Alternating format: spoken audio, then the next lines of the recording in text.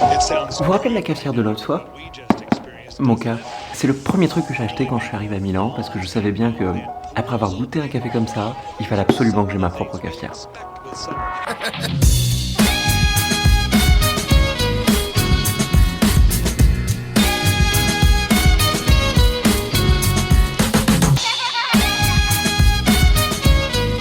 Je vous promets qu'un vrai bon café le matin, ça change tout. J'ai mon premier exposé en 15 mois aujourd'hui. Je suis stressé sa mère. Alright, thank you very much, Alicia. So, the next two papers.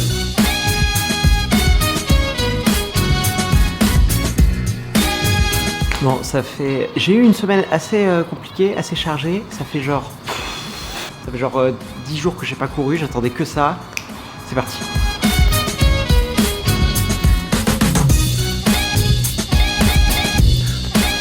La reprise et courir à genre 14h30, pas la bonne idée du siècle. Bon, j'ai pris pas mal de retard ces derniers temps. Bon, j'ai pas mal de choses à faire ces derniers temps, j'ai eu des examens, j'ai eu des présentations, ma vie perso aussi, j'ai pas mal bougé, j'ai une pote qui est venue. Et surtout, en fait, on est début juin et moi je repars début juillet. J'ai mes examens entre fin juin et début juillet, donc en fait, je suis en train de réaliser que c'est déjà la fin de Milan et j'ai rien vu passer justement parce que je crois que, bon, vous avez vu la vidéo il y a 2-3 semaines maintenant. J'ai mis du temps à l'accepter. Et là, je me rends compte que c'est la fin. Et puis bon, il y a plein de choses dans le processus. Là, je me rends compte que c'est la fin. Et c'est à partir de maintenant, en fait, que je commence à apprécier, on va dire, Milan et ma vie à Milan.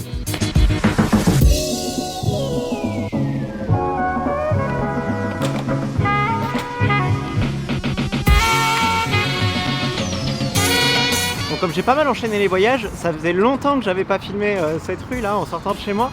Ça m'avait manqué un peu. Puis bon, je vous avoue aussi que le fait d'avoir couru pour la première fois depuis 10 jours et d'avoir fini mon exposé pour lequel j'étais un peu stressé, ça me libère un peu là. C'est une bonne journée.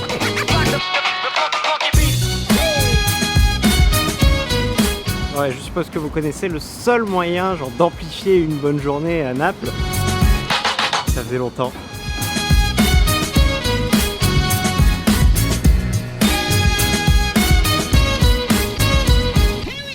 Le truc c'est que j'ai passé tellement de temps à rechercher ce que je voulais trouver en arrivant à Milan que c'était ça mon erreur. Maintenant que c'est fini, je me rends compte qu'il va y avoir d'autres aventures. Là il m'en reste pas longtemps, donc autant profiter de ce qu'a été ma vie à Milan pendant les prochaines semaines, même si j'ai plein d'examens et que j'ai la fin de mon trimestre. Genre Café Napoli par exemple, petit plaisir qui me manquera tous les jours. Mais voilà, j'ai toujours du temps, je suis pas triste de partir, je suis pas content, genre je reste plutôt neutre. Je sais que j'ai plein d'aventures qui risquent de s'enchaîner pendant l'été et après, en arrivant à Toulouse, je sais pas trop ce que je vais faire. Milan, c'était peut-être pas ma ville, alors que New York, c'était mon rêve, donc forcément, il y allait avoir un contre-coup, il y allait avoir un gros down derrière. Et évidemment, je m'attendais à plus de Milan, mais c'est pas grave, la ville est comme ça, il y a aussi le Covid qui fait que.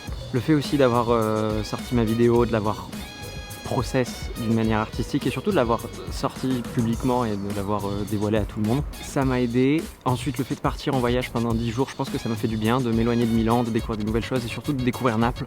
Naples, pour le coup, c'était une vraie découverte et ça m'a un peu redonné espoir parce que j'ai réussi à retrouver un peu ce que j'avais pu ressentir en arrivant à New York et c'était la première fois depuis bien longtemps. Ça m'a redonné espoir et là maintenant je sens que petit à petit je fais plein de progrès et évidemment New York me manque et me manquera toute ma vie jusqu'à ce que j'y retourne. Mais ça va mieux et là je me sens relativement bien, j'ai plein de choses à faire. J'ai plein de projets, j'ai plein d'envies pour la suite. Disons que là j'arrive à voir derrière la montagne de Milan. Et avant je voyais que ça et comme j'étais un peu déçu, forcément ça faisait pas plaisir. Maintenant que on va dire que je l'ai dépassé, presque, je vois la fin et j'essaye de voir ce qui va arriver ensuite et ça me motive et ça me fait envie. Et j'ai aussi une amie de Toulouse qui est venue et ça m'a fait vachement de bien aussi parce que je sais pas, ça recrée un peu ce que j'aimais on va dire à Toulouse et je pense que ça m'a créé un cocon. En fait tout ça mélangé ça a aidé à m'en sortir. Je suis pas entièrement remis évidemment mais c'est pas assez pour me motiver pour savoir ce qu'il y aura ensuite, pour préparer la suite et c'est ça qui est important. Voilà, j'ai beaucoup ralenti, j'ai été presque à l'arrêt. Mais là je sens que je repars, je sens que je réaccélère. Et ça fait du bien. J'ai l'impression d'être dans la période d'après. À tort ou à raison, je sais pas encore. Mais le fait de redécouvrir un peu les petits plaisirs, le fait que la déception soit passée, ben, New York me manque, ça me manquera, ça je vais le répéter 1 milliard de fois je pense. Mais quand je revois des photos ou des souvenirs ou des choses qui se rapportent à New York ou à l'ONU, ben j'ai juste cette immense fierté de l'avoir fait en plus cette année-là qui me paraissait impossible. Je sais pas quelle joie et quelle fierté de me rendre compte que aussi petit que je me considère, j'ai réussi à faire ça, à réaliser mon rêve et réaliser un rêve à 21 ans. Quelle chance! Et de temps en temps que je retourne sur ma chaîne YouTube, que je vois tout ce que j'ai fait, évidemment ça me laisse une trace, donc je me rappelle de ces moments-là et ça me rajoute de la fierté encore plus. Et juste ce matin, j'ai regardé la vidéo quand j'ai fini mon stage. Et du coup, je parlais de tout ce qui allait arriver ensuite et j'avais l'air super excité. En fait, je me suis rendu compte que j'étais à peu près dans la même situation. Je ne j'ai pas encore fini mon trimestre, mais quasiment. Et je me sens dans la même excitation. Là, on est... en plus, là, on est début juin. Ça fait maintenant plus de 7 mois que j'ai démarré cette aventure de faire une vidéo par semaine sans jamais avoir failli. De temps en temps, elles sont sorties en retard, mais il y a eu la vidéo par semaine. Et ce défi des 1 an qui me paraissait absolument impossible, il devient de plus en plus plausible et j'ai envie de me battre pour ça. Et ça me motive encore plus à avancer, à continuer et aller vers justement ces nouvelles aventures et ces prochaines aventures. Bon bref, je pense que vous avez compris, je vais mieux, je suis très content. Bon, je pense que vous l'avez compris, je vais mieux, je suis très content et j'ai hâte de la suite et je suis motivé.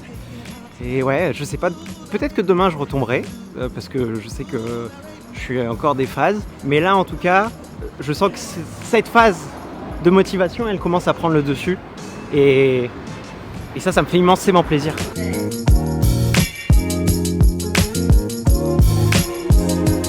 Et Roman. Roman aussi, elle a acheté une Bialetti.